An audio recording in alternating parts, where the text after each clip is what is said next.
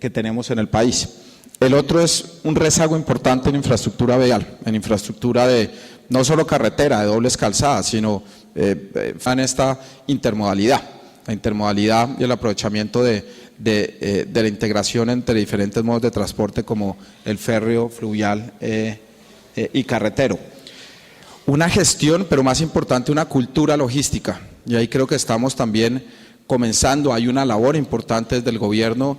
muy de la mano del trabajo con los gremios y con los diferentes agentes que intervienen en la cadena logística. Yo creo que ese, desde el Viceministerio de Transporte, que está enfocado y decidido a actuar en esta área, en dar los incentivos correctos para que los agentes se comiencen a ver como una sola cadena, para entender que la productividad de ellos y la competitividad del país como tal depende de cómo el vecino en su cadena es realmente productivo y comprende que si no se coordinan y si no hay un entendimiento de que como una cadena deben ser productivos y eficientes, no vamos a tener el resultado esperado. Y la productividad de los agentes individuales,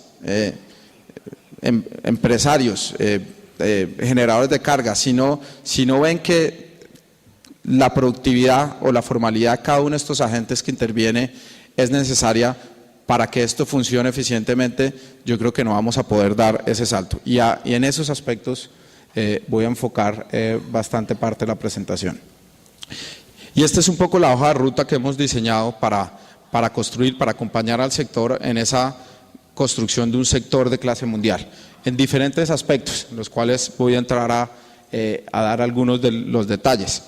La revisión de las relaciones, de la regulación que regía las relaciones económicas entre los agentes, un cambio importante que hemos iniciado este año. Fortalecimiento de las funciones de inspección, control y vigilancia, en cabeza de la Superintendencia y la Policía Nacional de Carreteras. Fomento y apoyo desde el lado del gobierno, del lado del Estado, a la modernización y renovación de la flota. La provisión de infraestructura logística especializada. Y esto lo hemos hecho, o lo hemos engranado, por así decirlo, con un muy intenso proceso de diálogo y de participación con todos los agentes. Esto es un poco, creo que está un poco desactualizado, pero llevamos casi 30 mesas de trabajo, entre mesas de definición de política, entre mesas técnicas ya en temas especializados. Yo creo que ningún sector o modalidad del transporte en el cual nos ocupamos desde el lado de las políticas ha tenido este nivel de trabajo con el sector. Ha sido un proceso bastante intenso. Algunos dirán que no ha sido suficiente, que estas mesas realmente no han llegado al fondo del asunto, y posiblemente, yo creo que nos falta mucho trabajo, pero sí han logrado, digamos, traer, yo creo que casi todos los elementos y ponerlos en esa hoja de ruta que requieren un trabajo y que requieren una o racionalización o reforma o readecuación para mejorar esa balanza entre los incentivos e intereses entre los diferentes agentes. Y se ha producido una cantidad de acervo de documentos técnicos que soportan o que mejoran el diagnóstico que hemos tenido del sector. Y les voy a comentar qué es lo que hemos tenido en este año. Yo me siento un poco, yo creo que el resultado, por lo menos en la construcción de ese diagnóstico, en la cantidad de elementos, en entender lo complejo que hay atrás de estas relaciones, ha sido importante. Desde mi punto de vista, en el cual yo me pongo un año atrás, cuando estaba acá parado, y comentaba cuáles eran los elementos que habíamos traído desde el Plan Nacional de Desarrollo que iban a ser importantes en la construcción de esta política, a donde estamos parados hoy. Yo creo que el entendimiento, el conocimiento, el diagnóstico y la preparación de los elementos de reforma ha sido bastante alta, y creo que de los de mi equipo también y de la gente que llevaba en el ministerio bastante tiempo, ha sido un gran proceso de aprendizaje. Yo creo que ese ha sido un activo importante que esperamos podamos capitalizar en este segundo año de gobierno, en donde vamos a estar enfocados ya en ejecución tanto de la parte de proyectos de infraestructura como en la parte de reformas. Y es un cambio importante en el paradigma de cómo se venía regulando o actuando en el sector. Si uno se va atrás, la gran mayoría de regulaciones que salían eran, uno, llevadas a cabo en la mitad de un paro camionero, con toda la presión y sin los elementos adecuados de un diagnóstico que permitieran tomar una medida de largo plazo, la construcción de una política de Estado que trascendiera un programa de gobierno, y relacionadas muchos con la tabla de fletes, infortunadamente, desde su nacimiento, actualizaciones y demás. Yo creo que ese es un paso gigantesco que ha dado el país, y que no estamos del todo ahí, porque siguen existiendo estas tensiones, siguen existiendo las percepciones de que uno desde el gobierno actúa en favorecimiento de un actor o de otro, y uno acá realmente es un facilitador, un buen árbitro entre estas relaciones, pero se ha dado el paso, y se ha dado el paso yo creo que construyendo sobre elementos importantes de un diagnóstico, de un entendimiento, y lo que queremos es construir una política a largo plazo, una política de Estado. Los tumbos o las diferentes directrices que se puedan dar en estos aspectos sabemos que afecta la seguridad jurídica de ustedes, de los que invierten grandes cantidades de dinero, y la seguridad jurídica en la operación misma, y eso queremos asegurarlo, queremos que sea un sector que la construcción de esa política esté cimentada en una normatividad, en una regulación, en una reglamentación estable y coherente. Y ese es el principio que rige un poco el trabajo que estamos haciendo desde el Ministerio. Me refería a un elemento de las relaciones económicas que Orlando hizo mención, y de la importancia de haber tomado esta decisión, pero yo creo que es un primer paso, es realmente el inicio hacia la construcción de esta política integral. Y no lo hicimos de la noche a la mañana, no vinimos como a inventarnos esto, realmente venía un trabajo desde la construcción de un COMPES en el 2007 que definió el lineamiento para ir hacia esta migración de un mercado más abierto en la fijación de los fletes. Se construyó un modelo de costos importantísimo, se trabajó con el DANE para que desarrollara un insumo que alimentara este modelo, y vamos a continuar haciéndolo en un esquema más formal de seguimiento, con un observatorio que va a ser un órgano consultivo que le va a dar seguimiento al CICE y a otros elementos de información que vamos a contar en el sector. Y esta es un poco una representación gráfica de lo que implica este nuevo modelo, de pasar a un modelo en donde se garantizaban unos precios mínimos, pero que afortunadamente teníamos el momento, y algunos se preguntaban ¿por qué se meten con eso si no tenía la tabla de fletes, no tenía ninguna funcionalidad? Los precios de los fletes estaban, el mercado ya los estaba fijando, el mercado los tenía fluctuando muy por encima de estos niveles mínimos que establecía esa tabla de fletes, y es precisamente eso, porque no tenían, además de ser un modelo anacrónico, no tenía ninguna funcionalidad, y era el momento ideal para hacer este cambio y para tumbar ese árbol que no le permitía ver realmente el bosque, que incluye todas las medidas, las necesidades que requería el sector, y que lo tenía estancado hace 15 años en la formulación de políticas y de reformas. Era el momento ideal para hacer de lado ese árbol y enfocarnos en un bosque, construyendo confianza de todos los actores, como ya se venía haciendo desde la construcción de este modelo de costos. Y el nuevo paradigma, el nuevo esquema de libertad vigilada, muy gráficamente, como pretendemos que funcione, vamos a tener una vigilancia de esas condiciones de negociación del viaje, que van a estar consignadas en una herramienta mejorada como el nuevo manifiesto electrónico de carga, y la Oficina de Regulación Económica, ojalá muy pronto que sea una comisión de regulación técnica económica independiente del Ministerio, pueda hacer la vigilancia el comportamiento de esos fletes por corredores, por mercados relevantes. Y esa oficina va a tener por ruta unos niveles de costo eficiente, de información que saben que por debajo de ese costo eficiente no hay evidencia, por lo menos actual, que los actores puedan estar operando por debajo de ese costo eficiente. Y en esa vigilancia, si hay una concentración o sistemáticamente hay varias observaciones que están cayendo por debajo de esa línea de eficiencia, se activan unos mecanismos de mayor monitoreo que en compañía con la superintendencia. Y se pueden tomar se puede verificar pidiendo información adicional a los actores que están interviniendo en ese mercado, dos conclusiones. Uno, que se encontró evidencia que realmente algún actor hizo inversiones, hizo mejoras en su eficiencia, modernizó el proceso y puede estar operando a mayores niveles de eficiencia, y eso es lo que queremos en el largo plazo, que ese nivel de eficiencia siga bajando y realmente lo que no permitía la tabla de fletes. O dos, que no hay condiciones que demuestren que se puede estar operando ahí, y pueden ocurrir varias razones: abuso de posición dominante, y eso lo estimará la superintendencia no solo en el marco de normatividad de transporte, sino en compañía en convenio con la SIC, en el marco legal que ya existe de competencia. Y podemos entrar a regular ese mercado, esa ruta específica, mientras se normaliza la situación, poniendo, digamos, un costo mínimo, pero no interviniendo, digamos, todo el mercado de carga como existía anteriormente.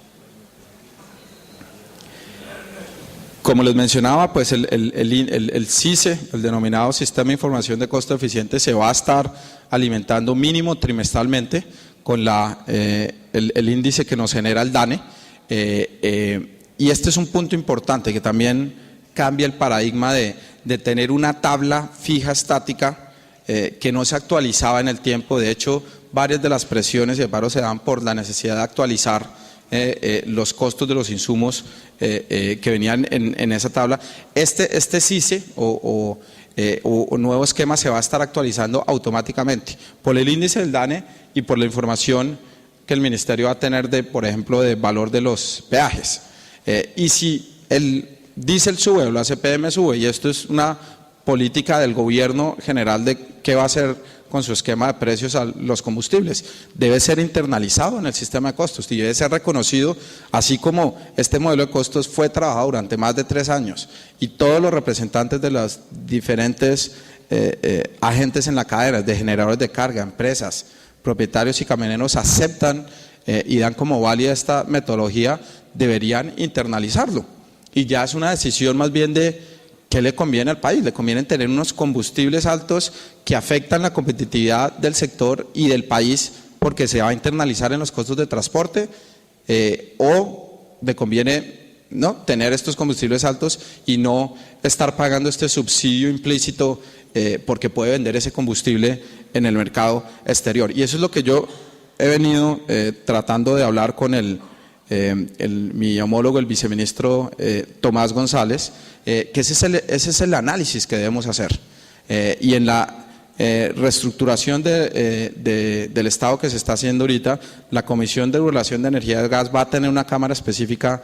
de combustibles, un grupo de comisión de regulación de combustibles donde el Ministerio de Transporte va a tener participación y donde vamos a empezar ya a traer estos niveles de análisis que definan esa política de combustibles, porque somos los principales usuarios, el sector es el principal usuario de los combustibles. Y lo que hemos venido construyendo son herramientas de información y de referencia que les van a servir a ustedes, pero que le van a servir o le están sirviendo mucho al Ministerio. Y son herramientas que se han venido construyendo y que cambian el paradigma de tener una tabla de fletes y un esquema de póliza para entender o regular este mercado. Y son herramientas que se han mejorado. Algunos representantes de las mesas dicen que esto está muy retrasado, que esto está al 5%. De pronto coincido con que está al 5% porque la visión de cómo vamos a mejorar estas herramientas es bastante amplia. Una vez entre el nuevo el esquema del Observatorio Nacional de Logística, que tengamos el nuevo manifiesto electrónico de carga que va a tener una cantidad de funcionalidades adicionales y que me voy a referir ahora, cuando tengamos el Centro Inteligente de Control de Tránsito y Transporte, haciendo una trazabilidad casi en tiempo real de toda la movilización de vehículos y vía el manifiesto de las mercancías y demás. La necesidad de hacer esas encuestas origen-destino que veníamos haciendo cada año, cada 2 años, va a desaparecer. Vamos a tener información censal en tiempo real. Y cuando implementemos el esquema de gerencia de corredores logísticos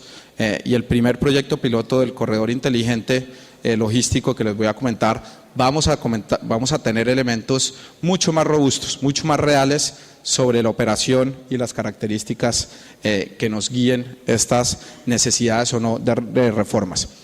No voy a entrar en detalle de esto, pero son las diferentes funcionalidades y los objetivos de política que nos van a permitir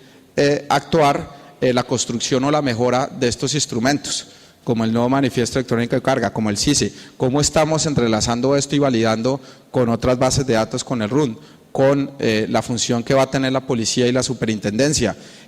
con cruce de información con la DIAN, con la UIAF. Y este es el cronograma de los procesos, o del único, yo creo que proceso importante de reforma que iniciamos este año. Desde un anuncio inicial del gobierno de entrar a hacer una reforma sobre las relaciones económicas y la tabla de fletes en particular, del 15 de junio cuando se firma por el presidente y el ministro el decreto, tuvimos un proceso de concertación y socialización sobre el CICE, sobre el esquema de monitoreo que va a regir este esquema, y de aquí a final de año vamos a enfocarnos en un monitoreo ya de la implementación de las herramientas y en capacitación en los diferentes agentes, pero principalmente en el gremio del sector camionero vía un convenio que hicimos con el SENA y que va a capacitar tanto en el funcionamiento del CICE, en el entendimiento, en cultura digital y en emprendimiento. Van a venir unas resoluciones que reglamentan lo contenido en ese decreto, como el esquema de vigilancia y monitoreo, cómo va a funcionar, el detalle de lo que les expliqué muy gráficamente, la resolución que reglamenta la entrada en funcionamiento del observatorio y la resolución también que define cuál es la estructura y la necesidad y forma de diligenciamiento del nuevo manifiesto electrónico de carga. Y este es un proceso que vamos a comenzar a hacer con ustedes, las pruebas offline de este nuevo instrumento, para que podamos, digamos, esta vez sí implementar una herramienta que yo creo que tiene unos cambios sustanciales, unas mejoras sustanciales a lo que venía operando actualmente. Y como el ministro lo anunció, vamos a ir al COMPES a presentar no solo el tema que causó gran polémica del desmonte de la póliza y de la política que veníamos persiguiendo con la regulación del parque.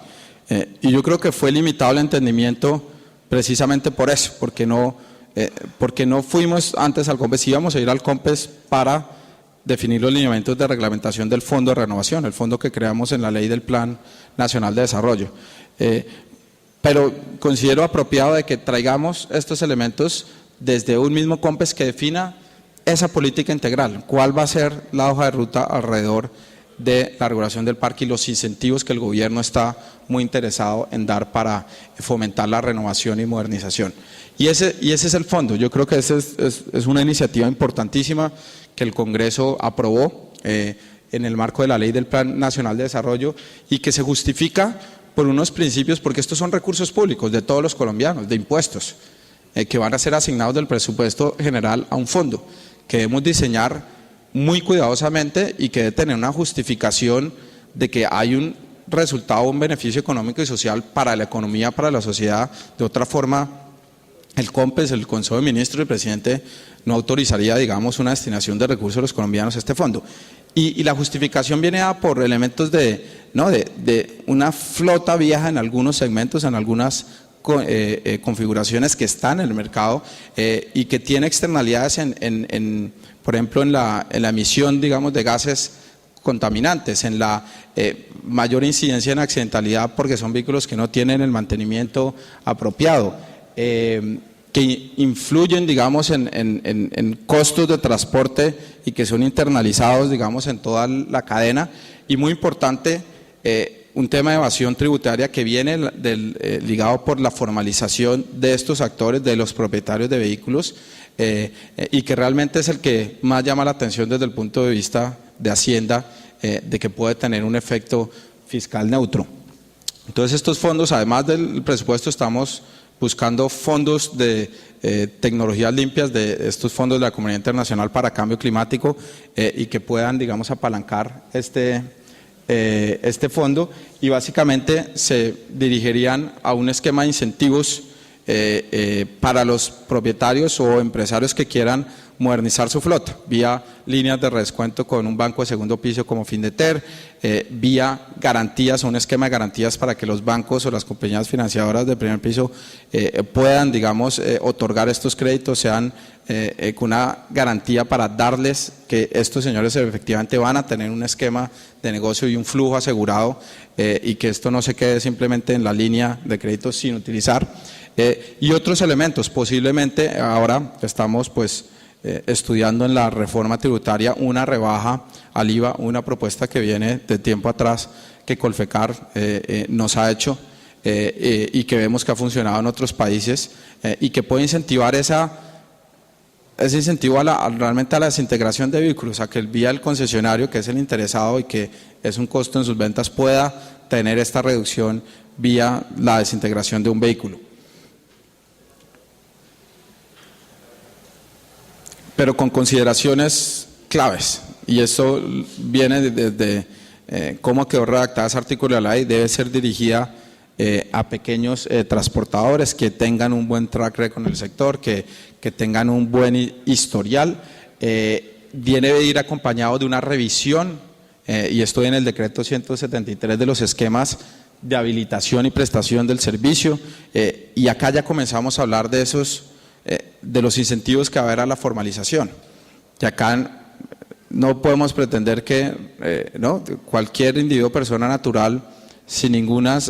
consideraciones o sin una barrera de entrada que asegure una formalización en el sector, pueda entrar, digamos, pueda seguir adquiriendo vehículos y matricularlos en el servicio público. Y sobre la relación con las empresas también. Entonces ese va a ser un esquema que va a ser revisado y que viene de la mano de una reforma o unos estudios de reforma al decreto 173, y todos bajo este concepto de fomentar un desarrollo empresarial desde todos los elementos o espectros de agentes que intervienen en la cadena, y todo apuntando a la formalización laboral de no solo de los conductores, de todos los empleos asociados a este sector. Y es un gran elemento, y seguramente acá cuando el ministro y el presidente estén van a hacer énfasis en este tema, porque es una gran bandera de este gobierno, el de la formalización laboral. Y hay mucho lo que podemos hacer acá en este sector, en donde además se mueven bastantes recursos.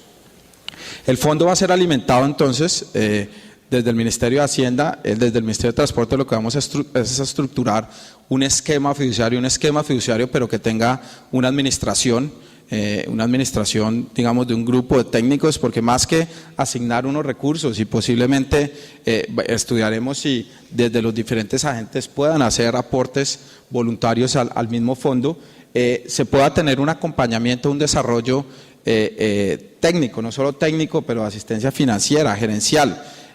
a los actores que quieran en el espectro más bajo formalizar vía cualquier asociación empresarial y dar ese brinco, a las mismas empresas que quieran dar el brinco, modernizar y prestar servicios logísticos ya de valor agregado. Acá no haremos distinción, es un fondo en los temas blandos de asistencia y acompañamiento, que vamos a enfocar en apoyo a todos los integrantes de la cadena, siendo desde conductores a propietarios a empresas, y que quieran ir a ese escalón adicional, tanto de asociación, de desarrollo empresarial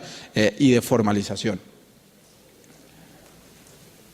Y tendría, pues, como les comentaba, un comité técnico de administración y un comité directivo donde participarían gobierno y representantes del sector.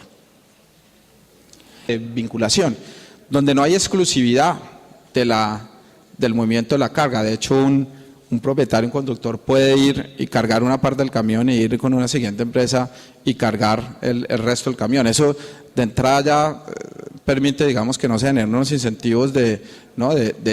compromiso de seguridad del movimiento de esa carga, porque no es exclusiva de una misma empresa. Pero los elementos más importantes que permite la normatividad actual es que se haga sin ningún compromiso, digamos, o elemento de administración de la flota desde la empresa, porque además permite que esa vinculación sea transitoria por la realización de un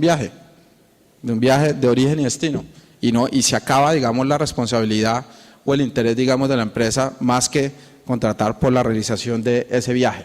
Y el propietario, a su vez,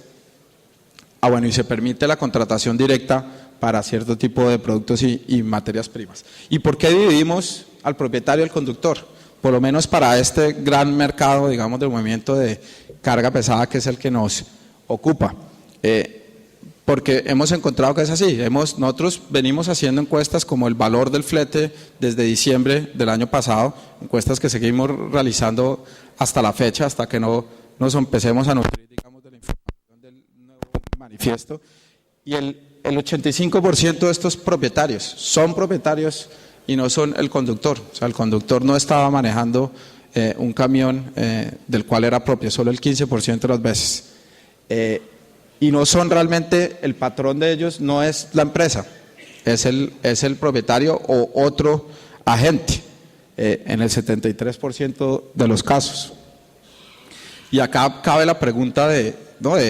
este es el señor que nos interesa, y los auxiliares y todos los empleados asociados a la operación. Hay formalización acá, hay una relación laboral formal, y hemos encontrado que no traje los resultados de esa encuesta, pero hay diferentes modalidades de vinculación, de contratación que unen a estos dos señores, pero ninguna es un contrato laboral formal estable con todas las condiciones que pretendemos. ¿Cuál es el modelo que nos gustaría y que vamos a estar trabajando? Y como les dije, muy informados. Esto simplemente lo que yo les he dicho en las mesas y las reuniones que hemos tenido con el doctor Jaime Sorzano y los representantes de Colfecar, es que